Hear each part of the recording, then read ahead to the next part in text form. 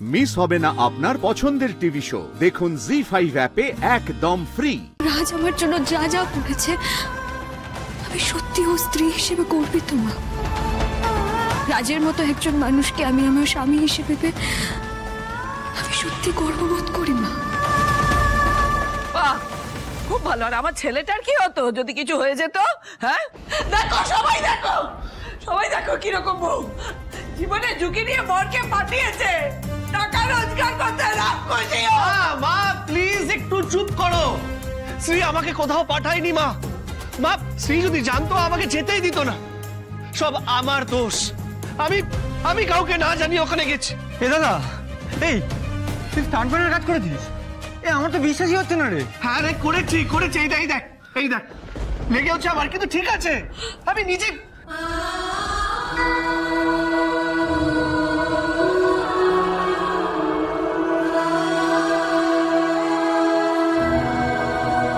তোর জন্য আমার খুব গর্ব হচ্ছে রাজ, খুব গর্ব হচ্ছে। গর্ব দেখছো তুমি? হ্যাঁ, গর্ব। এই যে আমার ছেলের যদি আজকে বড় কিছু একটা হয়ে যেত তখন কি হতো? মা প্লিজ এবার হাত জোর করছি, শান্ত হও। এরকম আর করো না সবার সামনে এরকম। মা প্লিজ। শ্রী যখন জানতে পারে আমি ওখানে গেছি, ও ছুটে ওখানে গেছিল, আমাকে দিয়ে দিব্যি করেছে আমি যেন এরকম কাজ আর কোনোদিনও না করি। তাই আমি হাত জোর করছি। দোষটা আমার মা, আর ওকে কিছু বলো না প্লিজ। মা প্লিজ। বাবা আমি হাত জোর করছি, জীবনের ঝুঁকি নিয়ে এরকম কাজ আর করিস নি বাবা। বাবা জীবন থাকলে সবকিছু থাকবে, প্রাণটা থাকলে সব থাকবে বাবা। এরকম করিস নি বাবা, এরকম করিস নি।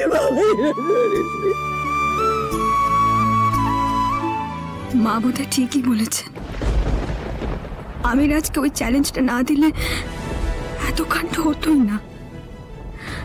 না না, এবার আমাদের জীবনটা এমন ভাবেই গোছাতে হবে যেন অমন কাজ আর তোমাকে করতে না হয় রাজ।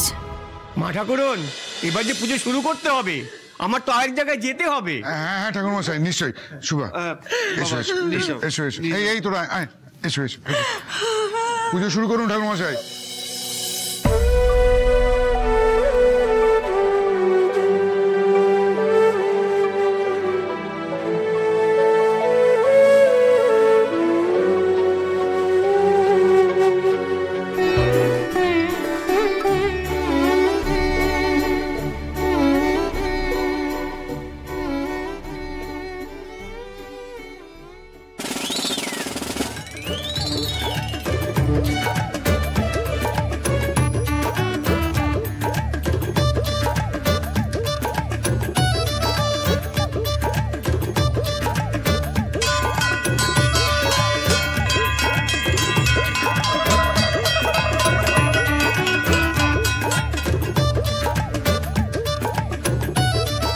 এই অপয়া মেয়েটা মনে হচ্ছে আমার থেকে সবাইকে কেড়ে নেবে,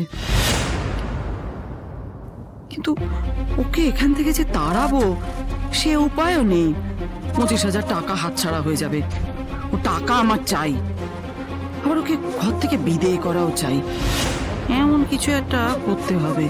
ঠাকুর তুমি কিছু একটা করো, আমার রাজটার এমন একটা হিল্লে করো যাতে সাপও মরে আবার লাঠিও না ভাঙে। দেখো ঠাকুর, দেখো ঠাকুর। জি5 ডাউনলোড করুন আর সব এপিসোড দেখুন একদম ফ্রি।